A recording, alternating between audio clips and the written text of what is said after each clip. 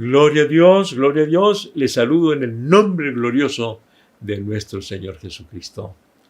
Nos amamos en el amor de Cristo. Yo deseo que permanezcamos en unidad, que permanezcamos en comunión los unos con los otros, porque esa es la perfecta voluntad de Dios, que vivamos en unidad. Así que les saludo en el nombre glorioso de nuestro Señor Jesucristo, y yo pido a Dios que esté con bien, tanto usted como toda su familia, todos nuestros hermanos en Cristo, que el Señor sea con ustedes. Dios les bendiga, Dios les guarde. Hemos estado considerando el capítulo 17 de San Juan, donde nos habla, donde está registrada la oración intercesora de Jesús, la oración sumo sacerdotal del Señor Jesucristo, y que, entre otras cosas, el Señor enfatiza la comunión los unos con los otros. Por 5 veces dice que sean uno estos, así como tú y yo, Padre, somos uno, que estos sean uno. Pero ¿sabe que lo que me llena de qué será? Pues de asombro sí, pero de preocupación es porque dice que sean perfectos en unidad. O sea que el Señor quiere que seamos perfectos en vivir en comunión. Pero ¿cómo vamos a tener la perfecta unidad? ¿O qué quiere decir eso de perfecta unidad? Porque así lo dice. Que dice, yo les he dado la gloria que me dice para que sean uno, o sea, para que haya comunión, como nosotros somos uno, que sean perfectos en unidad, para que el mundo conozca que tú me enviaste y que los has amado a ellos como también a mí me has amado. Que sean perfectos en unidad. Primeramente, vamos a considerar a qué clase de perfección se refiere aquí. Y segundo, cómo podemos obtener esa perfección. Y tercero, cómo podemos mantener esa perfección. La perfecta unidad, la perfecta comunión. Porque a través de los siglos, desde siempre ha habido desavenencias. El apóstol Pablo habla a los corintios diciendo: he escuchado que hay entre vosotros divisiones, porque uno dice que es de Pedro y otro que es de Cefas, o sea, es decir, de Pedro, y otro de Apolos, y otro de Pablo, y otro de Cristo. Hay divisiones entre ustedes. Estoy hablando de hace 2 milenios, en el primer siglo de la era cristiana. Ya Pablo les hablaba a los corintios de que había división entre ellos. Y siempre ha habido divisiones. Y yo les decía que es muy triste aceptar que no hay iglesia que no haya tenido divisiones. Dirá alguien: no, con nosotros no. Puede ser que con usted no, pero yo no la conozco. Díganmelo, por favor, para gozarme en que no ha habido división entre ustedes. Pero la mala noticia es que sí lo sabrá, porque siempre ha habido divisiones y va a haber divisiones entre nosotros. El Señor Jesucristo lo ha profetizado, que habrá divisiones también entre nosotros, entre los cristianos. Así que entonces, el Señor pide que vivamos la perfecta unidad, la perfecta comunión. Y por perfecta tenemos que entender que estamos hablando relativamente. Eso quiere decir en parte, no exactamente como la tienen el Padre y el Hijo, sino a la que se refiere es la clase de unidad que tienen el Padre y el Hijo, ¿verdad?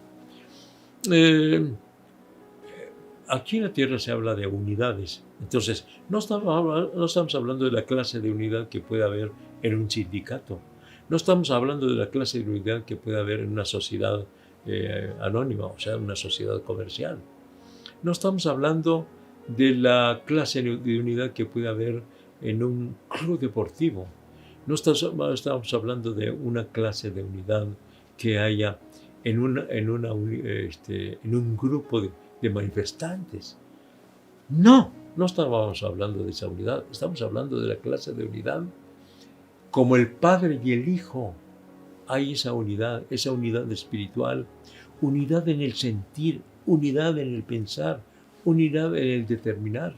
Entonces, nosotros como humanos no vamos a tener la perfecta unidad que tiene el Padre y el Hijo, pero en un sentido sí va a ser perfecta, porque perfecta quiere decir una unidad la que Dios quiere que tengamos, no otra clase de unidad.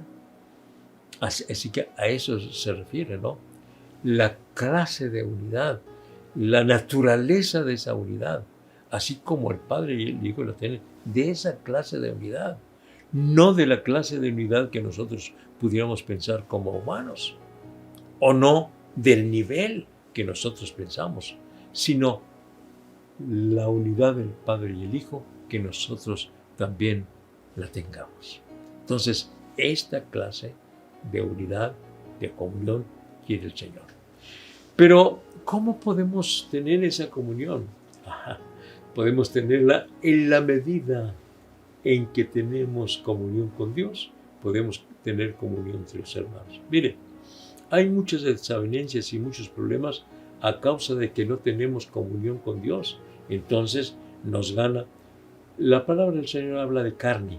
Cuando habla de carne quiere decir esas malas inclinaciones que nosotros tenemos, iras, contiendas, envidias, esas cosas vienen. Pero si tenemos comunión con Dios, podremos tener control o rechazo a esas cosas y por lo mismo vivir la comunión cristiana, haciendo a un lado envidias, haciendo a un lado las dificultades que surgen precisamente porque el amor de Dios está en nuestros corazones. Si tenemos el amor de Dios en nuestros corazones, podemos tener la victoria sobre lo que venga. Si veo que el Señor bendice mucho a mi hermano, entonces si el amor de Dios y la comunión de Dios, tengo comunión con Dios, diré, Señor, sigue bendiciendo a mi hermano. Si lo sigue bendiciendo en lo espiritual, Señor, síguelo ayudando, bendiciendo, derramando sobre él tu gracia y tu poder. Si lo bendice en el aspecto material, Señor, síguelo bendiciendo.